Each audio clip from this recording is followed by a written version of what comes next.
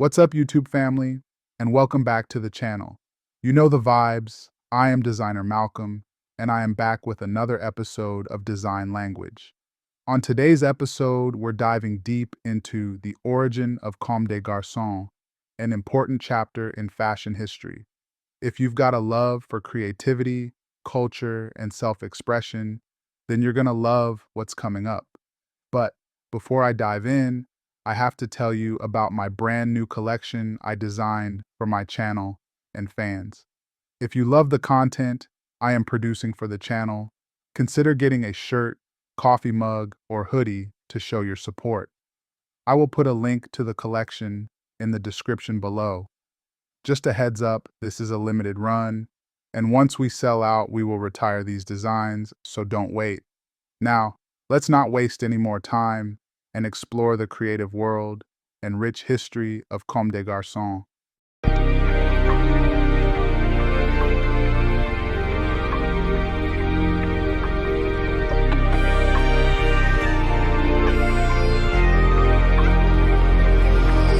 Perfect.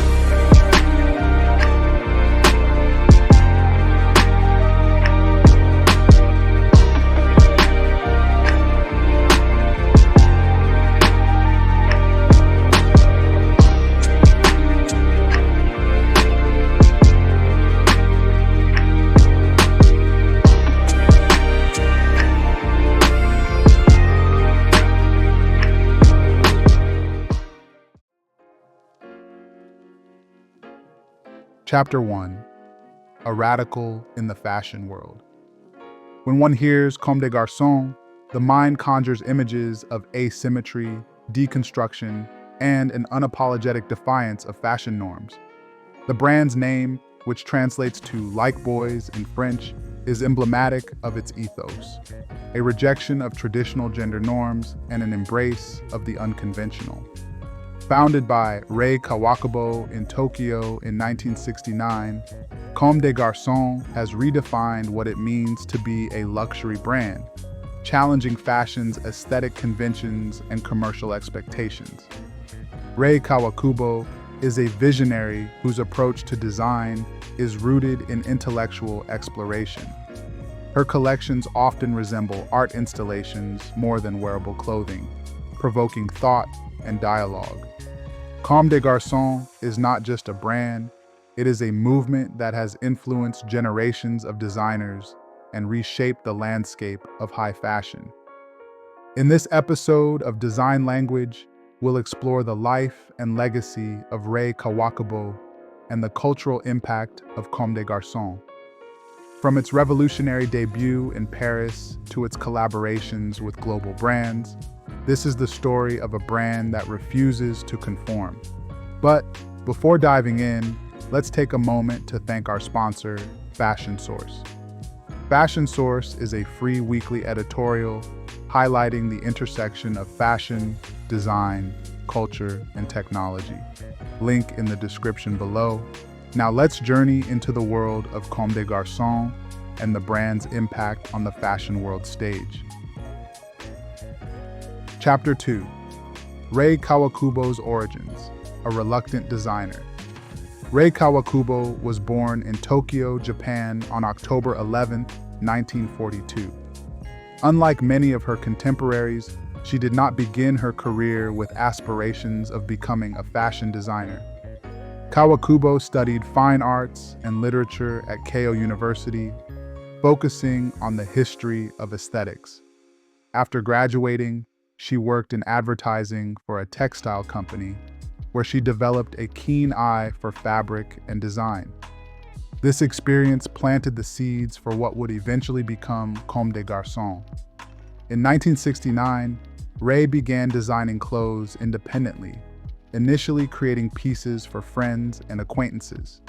Her approach was instinctual, driven by a desire to make clothing that reflected her unique perspective rather than adhering to traditional fashion standards. By 1973, she had officially launched Comme des Garçons as a women's fashion brand, setting up shop in Tokyo and cultivating a loyal following among those who appreciated her unconventional style. A stark monochrome palette, unusual silhouettes, and a rare sense of androgyny characterized Rei's early designs. She rejected ornamentation and embraced imperfections, crafting pieces that felt raw and authentic. Her work resonated with a generation of young Japanese consumers eager for something different that challenged Western luxury brands' polished aesthetics. The name, Comme des Garçons, was inspired by a line from Françoise Hardy's song, Tous les garçons et les filles. Kawakubo chose it because it captured the spirit of rebellion and nonconformity that defined her designs. Chapter 3. Breaking into the Global Scene, Paris, 1981.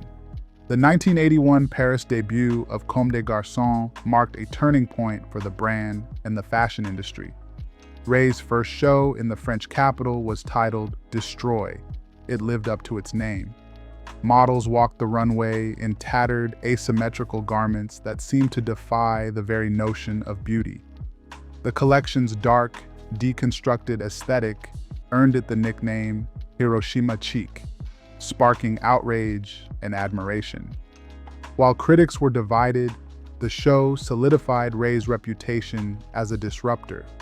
She challenged the dominance of Western ideals in fashion, offering an alternative that celebrated imperfection and questioned conventional definitions of femininity. Her work resonated with artists, intellectuals, and avant-garde enthusiasts, establishing Comme des Garçons as a brand that valued ideas over trends. The 1980s also saw Comme des Garçons expand beyond Japan, with flagship stores opening in Paris, New York, and London. Rei's collaborations with photographers like Peter Lindbergh and Paolo Roversi amplified the brand's impact, creating iconic campaigns that blurred the lines between fashion and art. Rei's 1981 Paris show introduced the concept of anti-fashion to the mainstream, inspiring a wave of designers to embrace deconstruction and minimalism in their work. It's no exaggeration to say that the show redefined the trajectory of contemporary fashion. Chapter 4. The DNA of Comme des Garçons, Deconstruction and Duality. At the heart of Comme des Garçons is a philosophy prioritizing concept over convention. Rei's designs often explore themes of duality, beauty and ugliness, strength and fragility, order and chaos. She uses clothing as a medium to challenge societal norms, creating pieces that provoke thought and elicit emotional responses. One of Rei's most famous collections is Body Meets Dress, Dress Meets Body, which was released in spring-summer 1997. The collection featured dresses padded with bulging lumps and curves, distorting the human silhouette in unsettling and mesmerizing ways. Critics hailed it as a commentary on the human body's imperfections and society's obsession with idealized forms. Comme des Garçons' approach to branding is equally unconventional.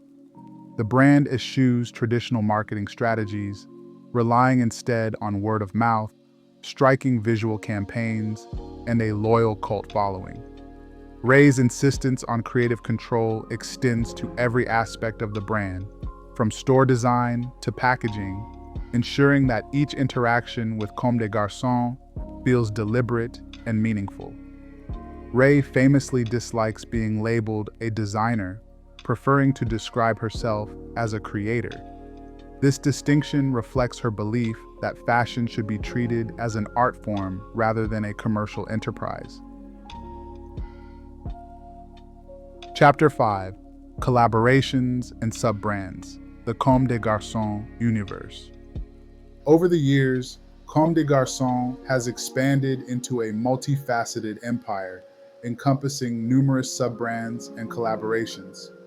One of the most notable is Comme des Garçons Play, launched in 2002. Featuring a more accessible aesthetic and the now iconic heart logo designed by Philip Pagowski, Play has become a gateway for new fans of the brand. Collaborations have been a cornerstone of Comme des Garçons strategy, from partnerships with Nike and Converse to high-profile projects with Supreme and Gucci.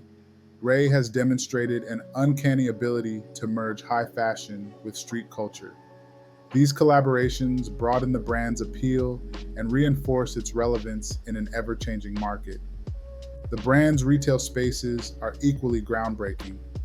Dover Street Market, founded by Rei and her husband Adrian Yoffe, reimagines the concept of a luxury store. Featuring a curated mix of Comme des Garçons lines and other designer brands, DSM is a retail experience that feels more like an art gallery than a traditional boutique.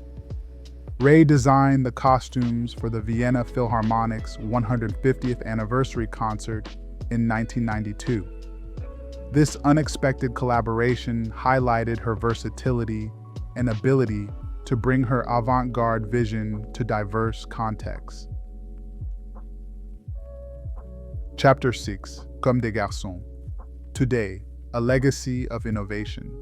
Comme des Garçons has paved the way for innovation and creativity in the decades since its founding.